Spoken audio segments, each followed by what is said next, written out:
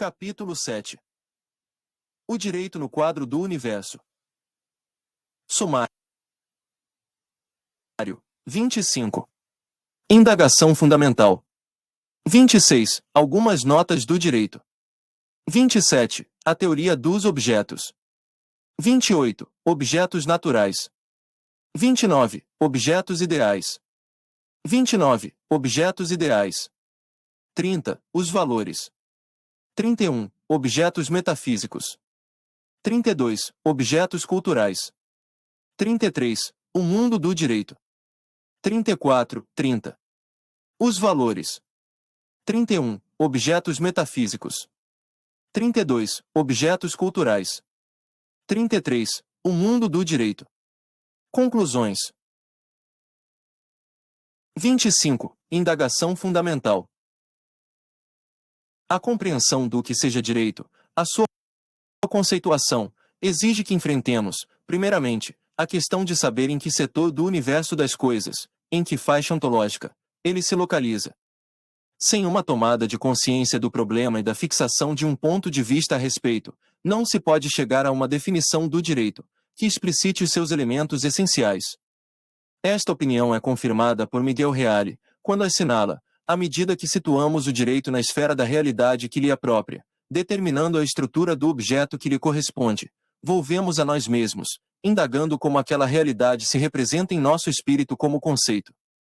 Um igual critério é adotado por Recasem Siches. O objeto direito é apenas um, no inumerável mundo dos objetos. Uma grande parte deste é fornecida pela natureza, enquanto outra decorre do homem, do ser inteligente, da atuação deste sobre a realidade natural, de sua criatividade e imaginação. Assim, o universo dos objetos nos oferece um panorama sumamente variado: árvore, livro, cores, amor, regra de conduta social, etc. Se, em aparência, o quadro geral dos objetos sugere que esse todo é um conjunto desorganizado, uma observação profunda, pelas vias da ciência e da filosofia, há de revelar uma surpreendente harmonia, a ordem natural das coisas. A ação humana, ao desenvolver processos criativos, corresponde a uma tentativa de ajustamento, de engajamento a essa ordem natural das coisas. Progresso efetivo, conquista real, o homem só obtém quando padroniza o seu comportamento e o fazer com as determinantes da natureza. Os diferentes objetos classificam-se em ideais, naturais, culturais e metafísicos. Em relação ao direito, a indagação fundamental que surge é: onde se localiza o seu território? 26. Algumas notas do direito. Ao mesmo tempo em que se coloca a pesquisa da localização do direito na ordem do universo, como tarefa preliminar à investigação do conceito, deve-se reconhecer a inadiável necessidade de se oferecer ao iniciante algumas notas essenciais do direito, como subsídio ao seu raciocínio e conclusões. Temos conhecimento de que o direito é algo criado pelo homem para estabelecer as condições gerais de organização e de respeito interindividual, necessárias ao desenvolvimento da sociedade. O objeto direito se coloca em função da convivência humana, visa favorecer a dinâmica das relações sociais, é um caminho, não único, para se chegar a uma sociedade justa. Os homens não vivem para o direito, embora a vida social não tenha sentido quando dissociada do valor justiça. O direito é imposto heteronomamente, sem dependência à vontade de seus destinatários, e, para isto, dispõe, somente ele, do elemento coação. A função disciplinadora se faz mediante regras que comandam a conduta interindividual. A causa motivadora do direito é a satisfação das necessidades de justiça. O conjunto de regras pode ser criado diretamente pela sociedade ou por seus órgãos especializados, em qualquer hipótese, porém, o direito pressupõe a chancela do Estado. A síntese preliminar da noção ou conceito do direito positivo engloba 3 elementos. A. Relações sociais, fato. B. Justiça, causa final, valor. C. Regras impostas pelo Estado, norma. 27. A teoria dos objetos. 27.1. Conceituações prévias. Para se chegar a responder à indagação fundamental, onde se localiza o território do direito, é necessária uma incursão prévia na teoria dos objetos. Esta é um dos capítulos da ontologia, ontos igual ser, logos igual teoria. Destacada é a sua importância para todas as áreas do saber. A ordem do universo se compõe de objetos, entre os quais se inclui o direito. Essa composição do universo não é estática. É um permanente devenir. Seu aspecto dinâmico não decorre necessariamente da ação humana. As forças sinérgicas da natureza, em um constante fluxo de causa e efeito, modificam os objetos naturais.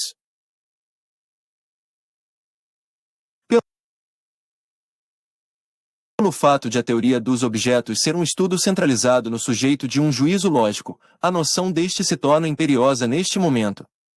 Em linguagem simples, podemos dizer que juízo lógico consiste no ato de se atribuir ou de se negar alguma coisa a um ser.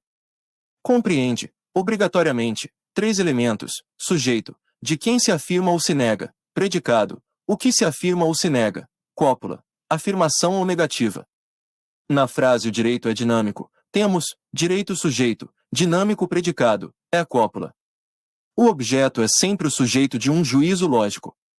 É o ser a quem se atribui ou se nega alguma coisa.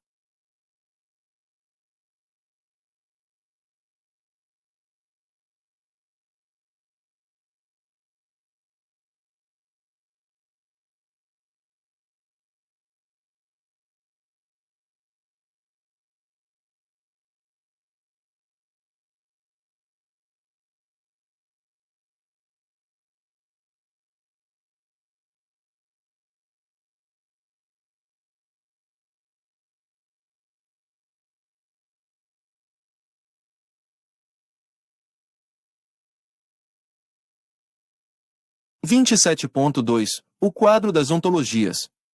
O filósofo argentino, Carlos Cossio, elaborou um quadro sobre as diversas ordens de objetos que, além de esclarecedor, é útil por seu aspecto didático. 2. Ontologias regionais. Objetos 1 o caráter 2 o caráter 3 o caráter métodos atognosiológico. Ideais e reais, não têm existência não estão na experiência neutros ao valor racional dedutivo e intelecção. Naturais reais, têm existência estão na experiência neutros ao valor empírico dedutivo e explicação. Culturais reais, têm existência estão na experiência valiosos, positiva ou negativamente empírico dialético compreensão. Metafísicos reais, têm existência não estão na experiência valiosos, positiva ou negativamente. 28. Objetos naturais. 28.1 Conceito. Objeto natural é todo elemento que integra o reino da natureza e se subordina ao princípio da causalidade. A sua existência independe da vontade humana. Graças a ele o homem mantém a sua vida, cria o seu instrumental de trabalho e produz. A planta, os rios, os peixes, os minerais são alguns dos objetos que a natureza coloca à mercê do homem. O seu estudo se faz pelas ciências naturais, física, química, biologia, astronomia, entre outras. Os objetos naturais dividem-se em duas espécies, físicos e psíquicos. Estes são tratados pela psicologia e se referem, por exemplo, à emoção, ao desejo, à sensação, etc. Para bem aproveitar os benefícios desse imenso potencial, o ser humano procura conhecer a estrutura dos diferentes objetos naturais, os princípios e as leis que os regem. 28.2 Caracteres. Conforme se pôde verificar no quadro das ontologias regionais, de Carlos Cossio, os objetos naturais possuem os seguintes caracteres: a. Reais, existem no tempo e no espaço, à exceção dos objetos psíquicos, que possuem apenas a dimensão temporal. B. Estão na experiência, são acessíveis pelos sentidos humanos. Enquanto os objetos físicos são apreendidos pela percepção externa, os fenômenos psíquicos se desenvolvem pela percepção interna. C. Neutros ao valor, objetivamente, não possuem sentido. O homem, sim, pode atribuir-lhes valor.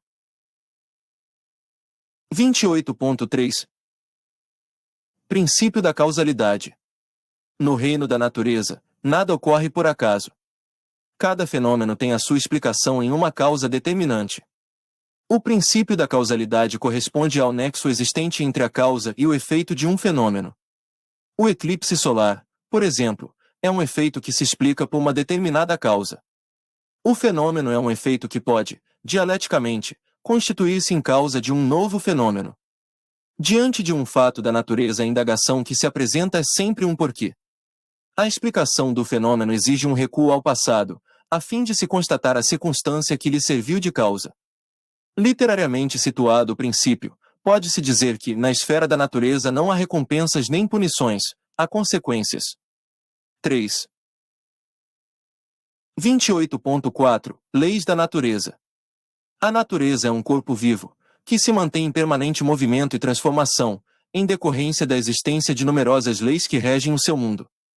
A lei natural, definida por Montesquieu como a relação necessária derivada da natureza das coisas, 4 possui caracteres particulares, entre os quais se destacam universalidade, imutabilidade, inviolabilidade e isonomia. 28.4.1 Universais. Por que são iguais em todos os lugares? 28.4.2 Imutáveis. As leis da natureza não sofrem variações. Não evoluem. Não perdem e nem recebem novas dimensões. A noção que o cientista possui sobre determinada lei é que é passível de retificação. É indispensável não se confundir, portanto, a lei da natureza com o enunciado que dela se faz. 5. Quando os tratados científicos modificam o enunciado de uma lei natural, é sinal que a concepção anterior era falsa. Nem se pode afirmar que o cientista cria uma lei natural, pois na realidade tem o poder apenas de constatar a sua existência. 28.4.3 Invioláveis. O homem só pode influenciar os objetos naturais até onde as leis permitem. E o que a lei permitirá no futuro é o mesmo que permite hoje no passado distante, de vez que a ordem natural das coisas é inalterável. Se o homem obtém, na atualidade, a fecundação do óvulo pelo método de inseminação artificial, teoricamente tal fenômeno já era possível desde o início da criação. Ao homem, porém, faltavam conhecimento e recursos tecnológicos. 28.4.4 Isonomia. É o princípio da igualdade de todos perante a natureza. A morte, por exemplo, é fenômeno decorrente de leis biológicas e atinge a todos os seres vivos indistintamente. 28.5 Importância. À medida que o homem obtém conhecimento sobre os objetos naturais, procura traduzir a sua nova experiência em fatos concretos. O avanço da ciência vai repercutir no mundo das invenções e no campo tecnológico. O progresso material gera a necessidade de o homem caminhar igualmente no setor espiritual. Sob pena de incidir no materialismo, o agente da evolução científica precisa compatibilizar as conquistas com as suas atitudes, sob o apoio de uma segura filosofia de vida. 29. Objetos ideais. Os objetos ideais tornam-se inteligíveis a partir do exame de seus caracteres. Conforme se irá constatar, o termo ideal não possui qualquer conotação de ordem moral ou de aperfeiçoamento. Constituem campo de pesquisa da matemática, geometria e lógica. Os números, as figuras geométricas, os conceitos, são alguns de seus exemplos. Recasem-Siches distingue duas espécies nesta categoria, objetos ideais puros e valores. 6. Como essa inclusão é negada por outros autores e ainda pelo fato de os valores apresentarem caracteres especiais, para efeito didático esta segunda espécie apontada será focalizada isoladamente. Portanto, os caracteres, a seguir apresentados, referem-se tão somente aos objetos ideais que Siches denomina puros.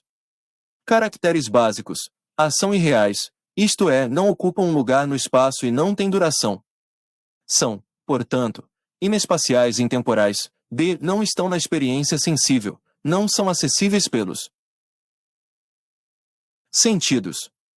A mentalização de um quadrado não depende de qualquer conclusão sobre o mundo exterior. Se o técnico fabricar algum objeto sob a forma de um quadrado, ter-se-á, aí, um objeto cultural e não um objeto ideal, ser neutros em relação aos valores, carecem de sentido. Não podem ser qualificados dentro de uma escala que compreende o bem e o mal. A sua materialização ou configuração prática pode, sim, obter significado, representar valor, mas já não se terá um objeto ideal. 30. Os valores. 30.1 Axiologia. A parte da filosofia que estuda os valores em seu caráter abstrato, sem considerar a sua projeção nas diferentes ciências, denomina-se teoria dos valores ou axiologia. Os valores específicos, concretos, ficam ao nível das próprias ciências. Assim, os valores jurídicos são abordados na filosofia do direito, os econômicos, nas ciências econômicas, os políticos, na ciência política. Antes de se questionar a participação individual dos valores no quadro das ontologias regionais, impõe-se uma explanação sobre o seu conceito e importância. 30.2 Conceito. O homem é um ser em ação, que elabora planos e dirige o seu movimento com o objetivo de alcançar determinados fins. A escolha desses fins não é feita por acaso, mas em função do que o homem considera importante à sua vida, de acordo com os valores que elege. A atividade humana, em última análise, é motivada pelos valores. Estes assumem a condição de fator decisivo, determinante dos projetos que o homem constrói de cada providência que toma. A ideia de valor está vinculada às necessidades humanas. Só se atribui valor a algo, na medida em que este pode atender a alguma necessidade. Assim, a necessidade gera o valor, este coloca o homem em ação, que por sua vez vai produzir algum resultado prático, a obtenção de algum objeto natural ou cultural, ou a mentalização e vivência espiritual de objeto ideal ou metafísico. Como todo conceito limite, o valor não comporta uma definição lógica ou real. Pode-se dizer, contudo, que a ideia de valor se compreende na noção que temos entre o bem e o mal, entre as coisas que promovem o homem e as que o destroem. O valor não existe no ar, desvinculado dos objetos. Vem impregnado na realidade, na existência. Todo o processo cultural é estruturado com vista à realização de um valor próprio. A estética existe em função do belo, a técnica visa alcançar o útil, a moral projeta o bem, a religião valora a divindade e o direito tem na justiça a sua causa principal. 30.3 Caracteres. Assinalamos 4 caracteres fundamentais para os valores. A correspondem a necessidades humanas. Para que algo possua valor, é indispensável que seja dotado de algumas propriedades, capazes de satisfazer as necessidades humanas.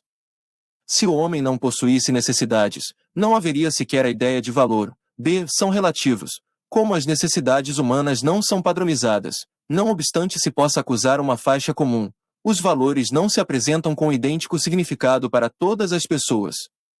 Assim, um código é sempre valioso para o estudante de direito e não possui tal importância para o aluno de engenharia.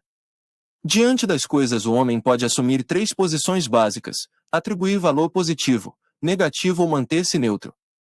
A intensidade da valoração também é relativa, de acordo com o grau de necessidade da pessoa. C. Bipolaridade. A cada valor positivo corresponde um valor negativo ou desvalor.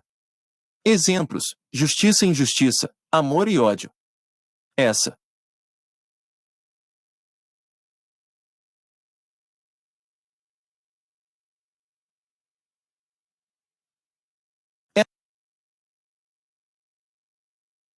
essa estrutura polar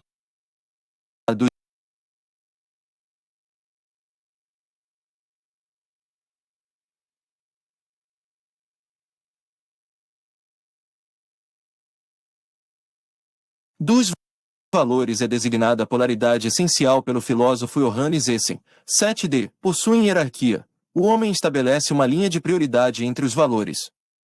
Esta é também variável de um ser humano para outro.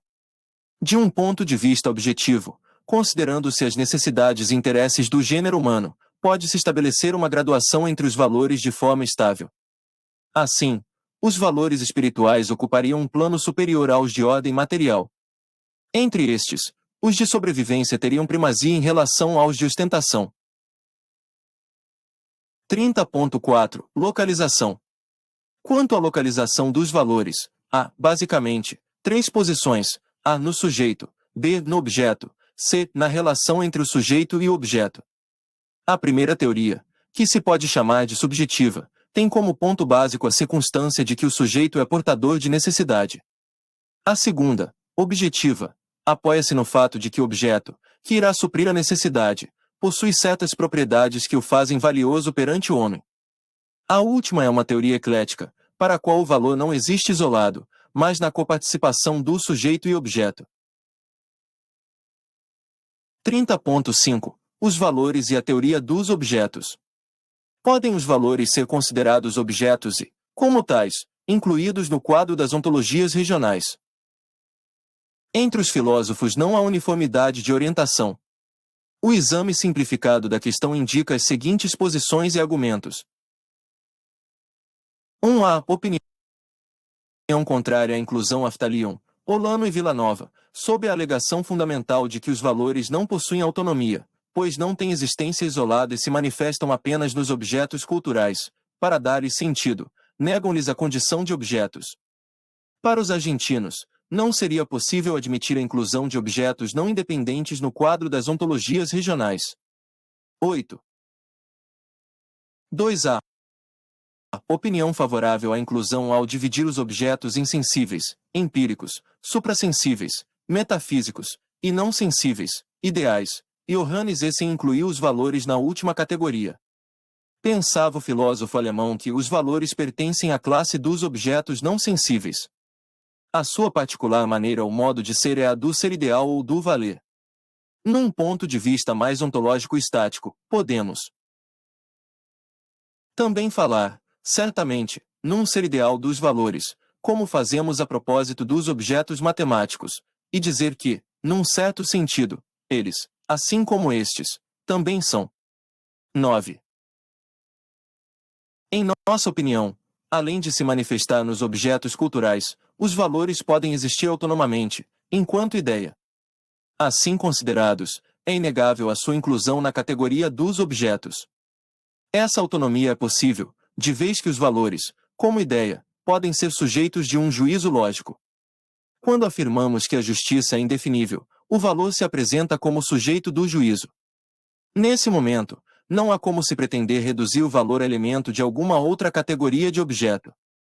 Daí se infere, em conclusão lógica, que os valores constituem objeto específico, devendo ocupar, distarte, uma faixa própria no quadro das ontologias regionais. 10. 31. Objetos metafísicos. Objetos metafísicos são aqueles que, apesar de possuírem uma existência real, estão fora da experiência do homem, como Deus, a coisa em si de Kant. Tais objetos não são alcançados pelos sentidos, embora se reconheça a sua existência individual no espaço e no tempo. Enquanto os objetos ideais carecem de sentido, os metafísicos não são neutros em relação aos valores. 32. Objetos culturais. 32.1. Conceito. Objeto cultural é qualquer ente criado pela experiência do homem. Em sua origem latina, o vocábulo cultura, que não sofreu alteração em sua grafia, significava a ação de tratar a terra. A evolução semântica vinculou a palavra às artes e às ciências. Atualmente os autores sentem dificuldades na sua conceituação. Todavia, do ponto de vista antropológico, pode-se afirmar que cultura é o produto da criatividade humana.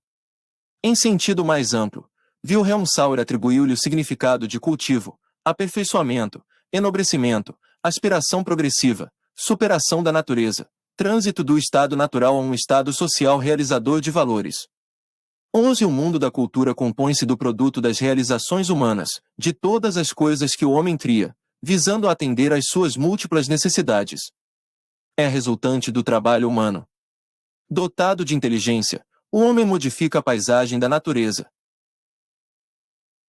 adequando-a à sua vida. Os elementos que a Terra oferece são manipulados e transformados, até atingirem a forma e funcionalidade necessárias ao uso do homem. Os objetos culturais participam, ao mesmo tempo, do mundo da natureza, responsável pelo seu substrato físico, e do mundo dos valores, que empresta sentido à matéria. O automóvel, por exemplo, é objeto cultural e tem o seu suporte físico extraído da natureza, consistindo em metais e borrachas que, trabalhados pelo homem, ganham significado, ou seja, valor. 32.2. Cultura material. Como as realizações humanas se processam nos planos material e espiritual, a cultura vai classificar-se nessas duas espécies. A cultura material é o resultado do trabalho humano sobre o mundo da natureza. Desta inesgotável fonte, extrai os objetos que lhe serão úteis, dando-lhes forma e sentido, de acordo com as suas conveniências. A natureza, por exemplo, não dá ao homem um computador eletrônico. Partindo do conhecimento desta necessidade, ele vai àquela fonte e, usando de força e inteligência, seleciona a matéria-prima de que necessita, impõe-lhe transformações e constrói o aparelho desejado. A cultura material possui um substrato físico, ao qual o homem dá um sentido. De uma pedra de mármore, o homem faz uma obra de arte. Com o cinzel atuando sobre esse suporte físico, vai realizar o belo. O objeto esculpido deixa de ser classificado como natural e passa a integrar o mundo da cultura. Esta reúne, portanto, suporte da natureza e valor. 32.3 Cultura espiritual. O homem, entretanto, não se contenta apenas com a sua produção material. A sua espiritualidade, o seu idealismo, o seu afã de aperfeiçoamento tornam a vida humana mais complexa, gerando necessidades não materiais, atendidas pela cultura espiritual. A vida humana em sociedade, o direito, a moral, as ideias, crenças, histórias, canções são alguns processos de cultura espiritual e que se revestem de importância para o homem. A cultura espiritual, específica do ser humano, pressupõe sempre substrato e valor. Necessariamente o substrato há de ser de natureza espiritual e basear-se na experiência. Cultura material e cultura espiritual não são duas ordens separadas e nem se mantêm estáticas. Relacionam-se dialeticamente em um processo de interação permanente. Igual fenômeno se passa entre a cultura e a comunidade. Uma vez formada a cultura, esta exerce condicionamento sobre aquela. Como acentua Maier, e a cultura depois exerce influência sobre a própria sociedade, reflui sobre o seu criador.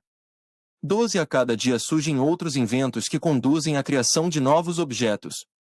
Ao longo da história, o homem desenvolve uma linha ininterrupta de criatividade espiritual e material. E é nesse criar e nesse fazer que ele se realiza, quando dá uma dimensão social à sua atividade. Ao mundo da cultura, Recazem Seixas denomina vida humana objetivada. Diz o eminente jurista e sociólogo que Dom Quixote, por exemplo, ao ser escrito, era um pedaço da vida palpitante de Cervantes.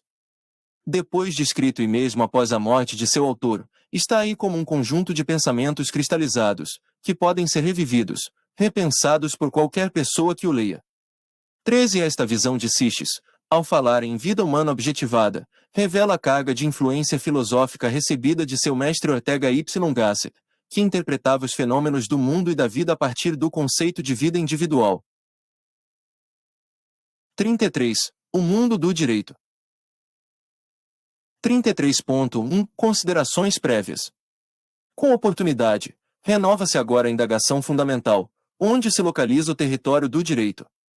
Com base nas notas essenciais do direito, já discriminadas, e tendo em vista os caracteres das diversas categorias de objetos, torna-se possível responder à indagação, indicando a posição do direito no quadro das ontologias regionais. 33.2 Direito e objetos naturais. Tanto o mundo do direito quanto o reino da natureza possuem leis. Mas enquanto as leis naturais são universais, imutáveis, invioláveis e se manifestam com absoluta isonomia, as leis jurídicas revestem-se de outros predicados. O direito positivo não é universal, pois varia no tempo e no espaço, a fim de expressar a experiência de um povo, manifesta em seus costumes, cultura e desenvolvimento geral. B. Para ser um efetivo processo de adaptação social, o direito não pode ser imutável. À medida que se operam mudanças sociais, o direito deve apresentar-se sob novas formas e conteúdos. C. Apesar de o direito ser obrigatório e possuir coercibilidade, não dispõe de meios para impedir a violação de seus preceitos. Os mecanismos sociais de segurança, por mais aperfeiçoados que sejam, revelam-se impotentes para impedir as diversas práticas de ilícito. D. No direito, o princípio da isonomia, segundo o qual todos são iguais perante a lei, não possui a eficácia absoluta que existe no mundo da natureza. Se, do ponto de vista teórico, a isonomia da lei é princípio de validade absoluta, no campo das aplicações práticas o absoluto se transforma em relativo, por força de múltiplos fatores de distorções. E, enquanto as leis da natureza são regidas pelo princípio da causalidade, pelo qual há uma sucessão infalível, previsível, entre causa e efeito nos fenômenos naturais, o direito é dominado pelo princípio da finalidade, segundo o qual a ideia de fim a ser alcançado é responsável pelo fenômeno jurídico. Enquanto no mundo da natureza indaga-se o porquê do fenômeno ocorrido, no direito pergunta-se o para quê de determinada lei. F. A ordem natural das coisas é obra do Criador, enquanto o direito positivo é elaboração humana. G. Os objetos naturais pressupõem sempre um suporte físico, enquanto o ser do direito não possui matéria. H. Os objetos naturais são neutros em relação aos valores, enquanto o direito é processo que visa a realização de valores. O paralelo entre as leis naturais e as jurídicas, com toda evidência, revela-nos que o direito não se localiza no mundo da natureza. 33.3 Direito e objetos ideais. A simples menção de que os objetos ideais não têm existência, não estão na experiência, e são neutros ao valor, põe em manifesto a impossibilidade de o direito identificar-se com essa categoria de objetos, de vez que tem existência, está na experiência e realiza valores. Em relação a estes, é inegável a sua importância na vida do direito, que deve ser visto como instrumento de realização da justiça. Contudo, não se pode dizer que direito é apenas valor, e, com maior razão, valor apenas como ideia. 33.4 Direito e objetos metafísicos. O fato de o direito positivo estar na experiência, de vez que é cognoscível empírica e racionalmente, afasta a possibilidade de vir a ser catalogado entre os objetos metafísicos. Estes possuem, entre outras características, a de não estarem na experiência. 33.5 Direito e cultura. Como processo de adaptação social, o direito é gerado pelas forças sociais, com o objetivo de garantir a ordem na sociedade, segundo os princípios de justiça. Assim, o direito é um objeto criado pelo homem e dotado de valor. Como, por definição, objeto cultural é qualquer ente criado pela experiência humana, infere-se que o direito é objeto cultural.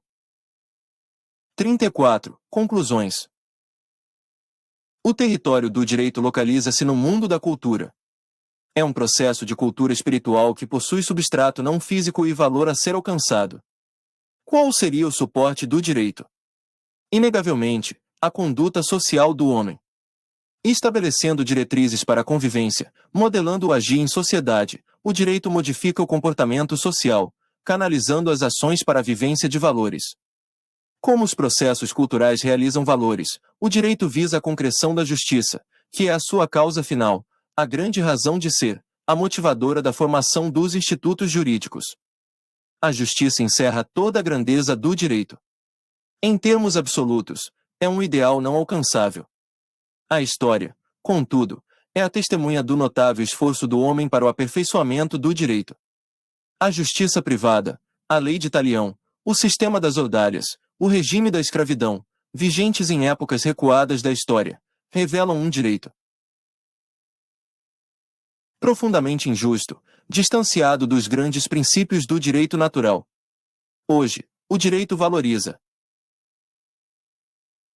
vida humana, protege os mais fracos, estabelece o princípio da isonomia legal. Contemplar o passado e observar o presente é esperar futuro promissor para as instituições jurídicas.